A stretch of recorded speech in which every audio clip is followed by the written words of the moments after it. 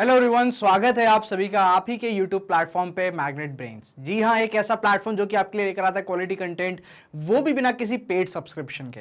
जी हाँ, total absolutely 100% free education without any kind of coupon आपको provide करता है मैग्नेट ब्रेन्स अपने वेरियस प्लेटफॉर्म्स पे, जैसे कि यूट्यूब चैनल तो ऑफकोर्स आप जानते ही हैं। साथ साथ आप विजिट कर सकते हैं हमारी ऑफिशियल वेबसाइट magnetbrains.com या प्ले स्टोर से हमारा एप्लीकेशन भी डाउनलोड कर सकते हैं by the name of magnet brains. तो मैं इस वीडियो में आपका स्वागत करने जा रहा हूं, जहां हम डिस्कस करने जा रहे हैं कौन से आपके लॉन्ग आंसर टाइप क्वेश्चंस। जी हां, चैप्टर 1 सिविक्स का है द इंडियन कॉन्स्टिट्यूशन। बात करने जा रहे हैं लॉन्ग आंसर क्वेश्चंस की, कैसे इसको अटेम्प्ट करना है, कैसे इसकी फॉर्मेटिंग करनी है और कैसे इस पूरे आंसर्स को हम क्या कर सकते हैं फ्रॉम एवरेज गुड की ओर या बेटर या बेस्ट की ओर लेके जा सकते हैं। कंटेंट ऑफ कोर्स सेम रहेगा, बट बात किसकी आ जाएगी, बात फॉर्मेटिंग की आ जाएगी। तो चलिए अब बात करते हैं लॉन्ग आंसर्स के बारे में कुछ। तो जैसे कि आपको पता है कि नए पैटर्न में जो है कुछ चीजें इंट्रोड्यूस होती हैं, जैसे कि फर्स्ट ऑफ ऑल आपके एमसीक्यूज आ गए, जिसमें कुछ आपको असर्शन रीजन मिल जाएंगे, कुछ हाई ऑर्डर थिंकिंग, कुछ पिक्चर बेस मिल सकते हैं। हमने फिर बात करी थी वेरी शॉर्ट आंसर्स के बारे में, जिसमें हमने बोला था कि भाई 10 वर्ड लिमिट होती है, 10 वर्ड की लिमिट होती है, एक लाइन में अटेम्प्ट करना पड़ता है कम से कम। आप it's always better safer to be sure कि आप क्या कर दो, दो इसके आप प्रोवाइड कर दो डायमेंशंस। बात करते हैं फिर शॉर्ट आंसर्स की। हमने बात करी थी 3 मार्कर्स क्वेश्चन के कुछ एग्जांपल्स देखे थे, कुछ फॉर्मेटिंग करी थी। 30 वर्ड्स या 3 लाइंस की उसकी लिमिट है और 3 डायमेंशन डिफरेंट तो आपको देने ही देने हैं। बात करने जा रहे हैं अब इस लॉन्ग आंसर की। लॉन्ग आंसर की बात करें तो ये 5 मार्कर क्वेश्चंस होता है, ठीक है।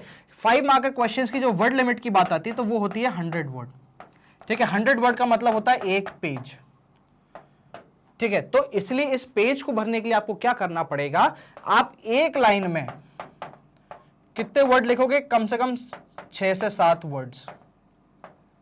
ये कोशिश करिएगा कि आप एक लाइन में कितने वर्ड लिखें, 6 या सिर्फ 7, उससे ऊपर वर्ड्स बिल्कुल नहीं लिखें। अगर आपकी हैंडराइटिंग छोटी है तो प्लीज या तो आपकी हैंडराइटिंग को बड़ा करें या गैप थोड़ा सा बड़ा करें, ठीक है। बेटर यही रहेगा कि आप अपनी हैंडराइटिंग को क्या करें, थोड़ा बड़ा करें, ठीक है। अगर आप बड़ा नहीं करेंगे, आपके पास क्या रहेगा, कंटेंट तो ऑफकोर्स सी बात है आप दे दोगे उतना 5 मार्क्स के हिसाब से, बट क्या रहेगा, एक प्रेजेंटेशन पॉइंट ऑफ व्यू से बहुत ही छोटा हो जाएगा, ठीक है। चलिए, तो ये है आपका क्या long answer question. Again formatting की बात करें, डायमेंशंस की जब हम बात करते हैं तो 5 मार्कर में हमको 5 पॉइंट्स देने हैं। कितने पॉइंट्स देना है, 5 पॉइंट्स देना है। साथ साथ हमको एक नई चीज फॉलो करनी है इस 5 मार्कर में। हमको पहले देना है इंट्रोडक्शन।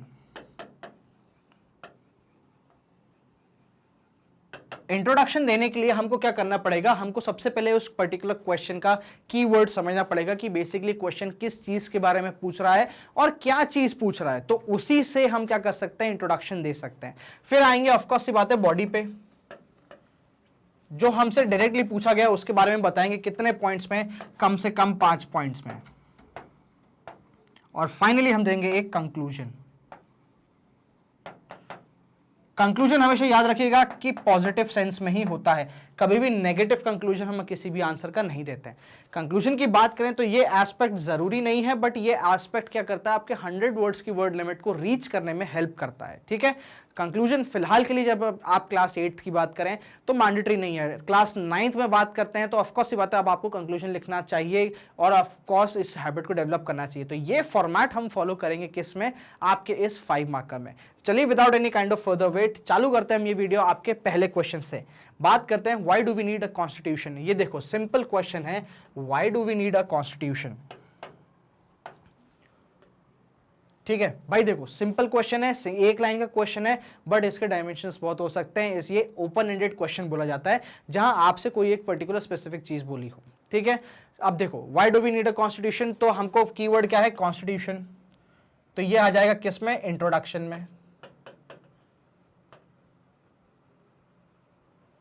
ठीक है। फिर why do we need, need आ जाएगा बॉडी में, ठीक है। नीड आ जाएगा किसमें, बॉडी में, ठीक है। चलिए इस आंसर का एक मॉडल आंसर देखते हैं, इस क्वेश्चन का एक मॉडल आंसर देखते हैं, आपके सामने है। The constitution plays an important role in the state, it is all the more crucial in democratic society. तो ये हमने क्या दे दिया, ये कनेक्टिंग लाइन आ गई। ये डेफिनेशन नहीं है किसकी, कॉन्स्टिट्यूशन की। कॉन्स्टिट्यूशन की डेफिनेशन के साथ स्टार्ट करेंगे कि constitution is an official document, ठीक है। देखो ऐसे अटेम्प्ट करेंगे इस आंसर को। देखो फॉर एग्जाम्पल ये आपका क्या है, पेज है, ठीक है। यहां पे आपका क्वेश्चन लिखा हुआ है, यहां से आप चालू करेंगे डेफिनेशन देना, ठीक है, कि constitution is a book in which the basic rules are enumerated, which depicts how the government will work, what are the basic rights of the citizen and how is the whole country's political and society will be decided.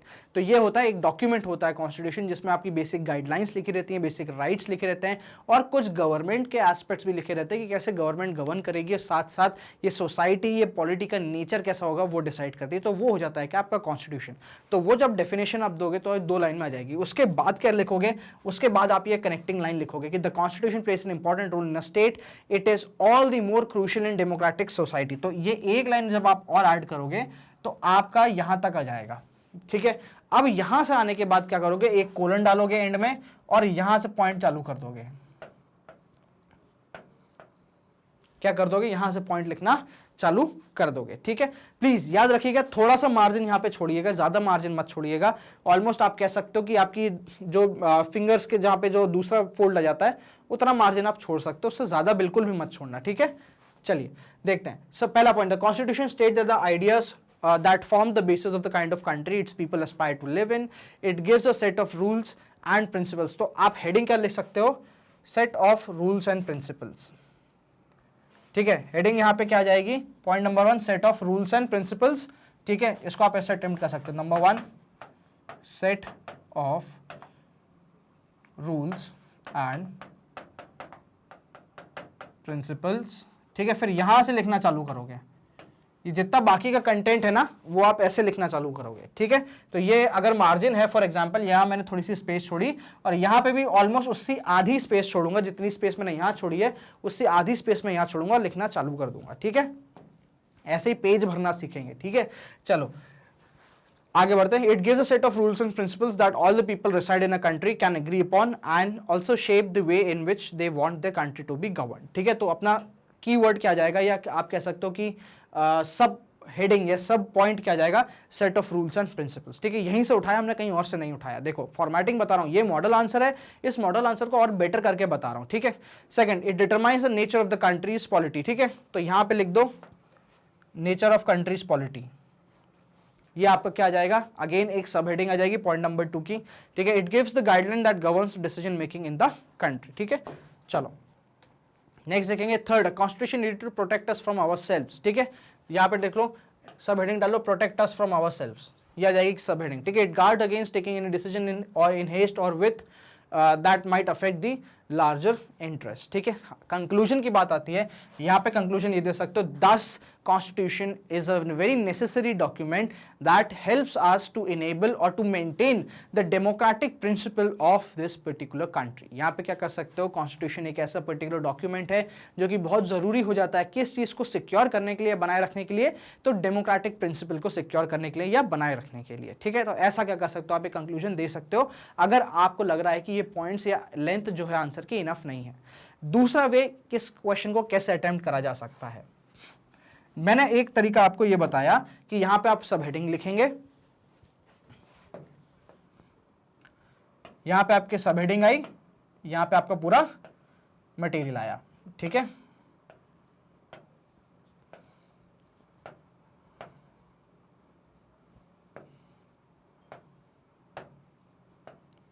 एक तरीका तो ये हो गया। दूसरा तरीका क्या है, आप क्या कर सकते हो, फ्लो चार्ट बना सकते हो। यहां पे 3 में डिवाइड कर दो, यहां पे क्या लिख दो, सब हेडिंग्स लिख दो जो हमने डिसाइड करी थी, और उनके नीचे कंटेंट लिखोगे ना तो वो कंटेंट यहां तक पहुंच जाएगा। ठीक है, क्यों, क्योंकि हमको ऑफकोर्स ही बात है भाई इसी एरिया में रखना है, इसी एरिया में कन्फाइंड होकर लिखेंगे तो कंटेंट क्या होगा, छोटा कंटेंट जो होगा वो लंबा खिंच जाएगा, लंबा दिखेगा। ठीक है, तो ऐसे भी क्या कर सकते हो, आप इस आंसर को अटेम्प्ट कर सकते हो। चलिए नेक्स्ट क्वेश्चन देखते हैं। What are the fundamental rights given by the Constitution of India? Explain briefly। ठीक है, तो सबसे पहले फंडामेंटल राइट्स को हम क्या करेंगे, एक्सप्लेन करेंगे। ये हमारा पार्ट आएगा क्या, इंट्रोडक्शन, और जो व्हाट आर है ये हमारा हो जाएगा बॉडी। ठीक है, ये क्या हो जाएगी, हमारी बॉडी हो जाएगी आंसर की। तो चलिए देखते हैं कि इसका मॉडल आंसर बेसिकली क्या करता है। ठीक है, चलिए फंडामेंटल राइट्स को हमको क्या करना है, सबसे पहले इंट्रोडक्शन में एक्सप्लेन करना है। तो फंडामेंटल राइट्स कुछ ऐसी राइट्स होती हैं जो कि आपको एज अ ह्यूमन दी जाती हैं और किसके, आपके राइट्स सिक्योर करने के लिए दी जाती है अगेंस्ट द गवर्नमेंट। तो those rights which are given और which are provided to you by the constitution for being a human being against the government are called your fundamental rights. These rights are included as a fundamental law, that is why they are, वो you can say इनको क्या कर रहा है, enforce करा जा सकता है। ठीक है, अब बोलेंगे नेक्स्ट हम बात करेंगे the 6 fundamental rights given by the constitution are as follows. सबसे पहले बात करेंगे किसके बारे में, राइट टू इक्वालिटी के बारे में। तो जब हम राइट टू इक्वालिटी की बात करते हैं तो यहां पे आप क्या कर सकते हो, राइट टू इक्वालिटी के आगे एक आर्टिकल नंबर भी जोड़ सकते हो। ठीक है, तो आर्टिकल नंबर 14 से लेके 18 के बीच में क्या आता है, आपका राइट टू इक्वालिटी आता है। ठीक है, राइट टू फ्रीडम आ जाएगा 19 से लेके 22। ठीक है, राइट अगेंस्ट एक्सप्लॉयटेशन 23 और 24। ठीक है, ये आ जाएगा आपका क्या, ये 3 फंडामेंटल राइट। ठीक है, बाकी क्या फंडामेंटल राइट्स भी हैं, पहले इसको देख लेते हैं, समझ लेते हैं, उसके बाद उन पे भी आएंगे, उनके आर्टिकल नंबर भी देखेंगे। ठीक है, तो राइट टू इक्वालिटी आ गया, आप क्या लिखोगे, आर्टिकल नंबर 14 से लेके 18। ठीक है, all persons are equal before the law and there shall be no discrimination on the basis of religion, caste, sex, etc. ठीक है, सीधी सी कहानी एक लाइन में एक्सप्लेन कर दिया। राइट टू फ्रीडम की बात है, आर्टिकल नंबर 19 से लेके 22।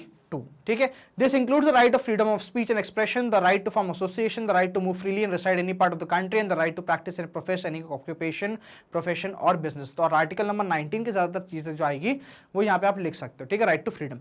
राइट अगेंस्ट एक्सप्लॉयटेशन की बात करें तो आर्टिकल नंबर 23 और 24। ठीक है, human trafficking, force labour and children under 14 years of age working in hazardous occupations are prohibited.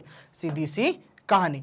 Next हम बात करते हैं right to reason, freedom of religion के बारे में, तो आर्टिकल 25 हो जाएगा। ठीक है, 28 हो जाएगा, कल्चरल राइट्स हो जाएगा, सॉरी 25, 27, 28, 29 ये हो जाएगा, 32 आपका कौन सा हो जाएगा, कॉन्स्टिट्यूशनल रेमेडीज। तो जब बात करते हैं राइट टू रिलीजियस फ्रीडम के बारे में तो 25 से कितना कर देंगे इसको, 28, आर्टिकल नंबर 25 से 28। बात करते हैं कल्चरल एंड एजुकेशनल राइट्स की तो आर्टिकल नंबर 29 से 30। ठीक है, और जब हम बात करते हैं कॉन्स्टिट्यूशनल रेमेडीज की तो आर्टिकल नंबर 32। ठीक है, चलो राइट टू रिलीजियस फ्रीडम क्या कहता है कि all citizen of the right to practice, profess and propagate. तो प्लीज ध्यान रखिएगा, ये क्या हो जाएगी, ये कीवर्ड हो जाएगा। अगर ये चीज नहीं आए ना, यहां पे अगर सेक्युलरिज्म की डेफिनेशन डाल दी तो ये पूरा गलत हो जाएगा। तो प्रैक्टिस, प्रोफेस और प्रोपोगेट की फ्रीडम है, ये आप ध्यान रखिएगा। कल्चरल एंड एजुकेशन राइट की बात करें कि सारी माइनॉरिटी जो होती है, रिलीजियस लिंग्विस्टिक ग्रुप्स जो होते हैं, ये अपने खुद का एजुकेशन इंस्टीट्यूट सेटअप करने के लिए फ्री होते हैं। ठीक है, कॉन्स्टिट्यूशनल रेमेडीज बहुत इंपॉर्टेंट है। A citizen can move to court if he और she believe that any fundamental rights have been violated by the state. तो ये क्या हो जाएगा, देखो इस क्वेश्चन में कुछ भी चेंज नहीं करना है, बस एक इंट्रोडक्शन ऐड करना है, क्या आपका फंडामेंटल राइट्स की डेफिनेशन का, और कुछ भी चेंज नहीं होगा। फॉर्मेटिंग परफेक्ट है। इस क्वेश्चन को हम इसी तरीके से क्या करेंगे, अटेम्प्ट करेंगे। अब देखो ज्यादा से ज्यादा आप क्या कर सकते हो कि ये डाला राइट टू इक्वालिटी, यहां डाला आर्टिकल 14 से 18, अंडरलाइन करा और यहां से लिखना चालू कर दो। ज्यादा से ज्यादा आप ये कर सकते हो। ठीक है, उससे ज्यादा नक्काशी करने की कोई जरूरत नहीं है। 6 राइट्स है, आप कतई इसको क्या कर सकते हो, आप फ्लो चार्ट में नहीं बना सकते। ठीक है, चलिए फ्लो चार्ट में इवन बना भी दोगे तो उसको देखो ऐसे बनाना है। अगर आप इंसिस्ट कर रहे हो कि नहीं सर हमको तो फ्लो चार्ट में बनाना है, तो देखो ऐसे करना, ये आपका पेज रहा, यहां से इंट्रोडक्शन चालू करोगे। ठीक है, यहां पे क्या कर दोगे आप, एक फंडामेंटल राइट्स बना के ऐसे 6 में आप इसको डिवाइड कर दोगे। ठीक है, या फंडामेंटल राइट लिखिएगा या उनका आर्टिकल लिखिएगा।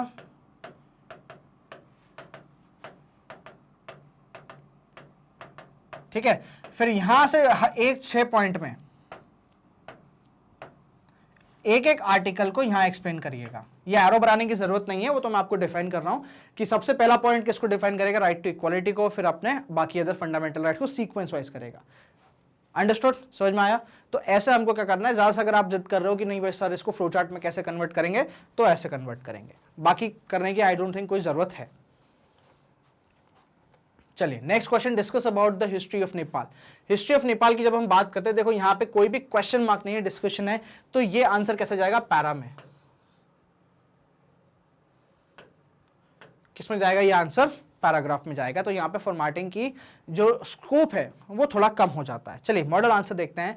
Nepal had witness several people struggle for democracy. A people struggle in Nepal in 1990 established democracy that lasted 12 years until 2002. There was a Maoist uprising in the countryside. The king Gyanendra finally took over the head of the government in February 2005. In November 2005, the Maoists joined other political parties to sign a 12-point agreement. This agreement signalated the larger public an imminent return to the democracy and peace. In 2006, this people movement of democracy began. Finally, April 2006, the people's movement succeeded in putting an end to the powers of the king. The king restored the third parliament and asked the politician parties to form a government, and the interim constitution was adopted in 2007. तो अगर आप date add कर देना 15/1/2007 को interim constitution add on होता है। तो कोई भी चेंज नहीं है। मॉडल आंसर है पैराग्राफ में ही जाएगा, इंट्रोडक्शन, बॉडी और फाइनली फाइनल कंक्लूजन के एंड में होता क्या है। ठीक है, चलिए सिंपल क्वेश्चन था, ज्यादा कुछ इसमें करना नहीं है। देखो यहाँ पे अगर कोई चीज आपसे क्वेश्चन मार्क नहीं पूछी, WWH नहीं पूछा यहाँ पे, व्हेन, वेयर और हाउ और ये सब जो चीजें हैं, ठीक है, ये सब अगर नहीं पूछी गई हैं तो पैराग्राफ में आंसर करना है। अगर आपके ये WWH जो पूछे जाते हैं आपसे, अगर ये पूछते हैं कि भाई क्वेश्चन मार्क एंडिंग क्वेश्चन आ रहा है, तो आप क्या कर सकते हो, पॉइंट वाइज आंसर दे सकते हो या एक फॉर्मेट में आंसर दे सकते हो।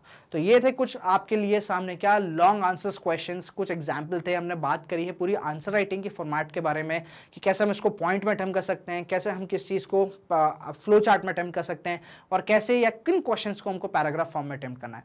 बात करिए 100 वर्ड्स की वर्ड लिमिट के बारे में, 5 पॉइंट्स के बारे में, और काफी इंपॉर्टेंट हैं जो डिफरेंट डायमेंशंस। जी हाँ, तो ये था आपके सामने एक लॉन्ग आंसर क्वेश्चन का एक पूरा छोटा सा वीडियो आपकी हेल्प के लिए। प्लीज़ ध्यान रखिएगा, इस चीज़ को फॉलो करें। ये मॉडल आंसर्स हैं, ज़रूरी नहीं है कि ये करेक्ट आंसर्स हो, इनसे लॉट बेटर आप कर सकते हो, और इन्हीं का बेस लेके आप क्या करो, आप अपने खुद के आंसर्स बनाओ, अदर क्वेश्चंस भी आप क्या कर सकते हो इसमें इनपुट कर सकते हो। ठीक है, तो ये था आपके सामने पूरा का पूरा लॉन्ग आंसर्स का वीडियो। तो मैग्नेट ब्रेन्स आपके लिए लेकर आता है क्लास किंडरगार्टन से लेके क्लास 12 तक के कॉम्प्रिहेंसिव कोर्सेज, वो भी बिना किसी पेड सब्सक्रिप्शन के। जी हाँ, 100% फ्री एजुकेशन मैग्नेट ब्रेन्स पे। आप हमारे वीडियोस देख सकते हैं वेरियस प्लेटफॉर्म्स पे, जैसे यूट्यूब चैनल हो गया, हमारा ऑफिशियल वेबसाइट हो गई, और हमारा एप्लीकेशन हो गया। तो इन वेरियस प्लेटफॉर्म्स से जब आप वीडियो देखते हो ना, तो कोई भी टाइप का कूपन कोड नहीं मांगते, सिर्फ 100% क्वालिटी एजुकेशन ही मैग्नेट ब्रेन्स आपको प्रोवाइड करता है। अगर आप चाहते हो कि ये कंटेंट पे if you want to get your hands on, तो हम क्या लेकर आए हैं आपके लिए, ई कंटेंट एंड बुक्स लेकर आए। जी हाँ, डिस्क्रिप्शन में दिए गए फॉर्म को जरूर फिल करें, करेक्ट डिटेल्स डालें, and our team will get back to you on this particular content. जी हाँ, ये कंटेंट बहुत ही कॉम्प्रिहेंसिव है, MCQs है, PYQs है, एक्स्ट्रा क्वेश्चन है, रीडिंग मटेरियल है, बहुत कुछ मिलने वाला है आपको इसी कंटेंट में। तो our team will definitely get back to you अगर आप ये पूरा फॉर्म फिल करते हैं। बने रहिए हमारे यूट्यूब प्लेटफॉर्म पे, सब्सक्राइब करें चैनल को, वीडियो को लाइक करें, शेयर तो ऑफकोर्स आप कर ही रहे होंगे। बिहाइंड द सीन्स और कुछ फनी पार्ट्स के हमारे मैग्नेट ब्रेन्स के बने रहिए हमारे सोशल मीडिया हैंगआउट्स पे, जो कि है Instagram, Facebook, Twitter and Telegram पे। Thank you so much for watching this video.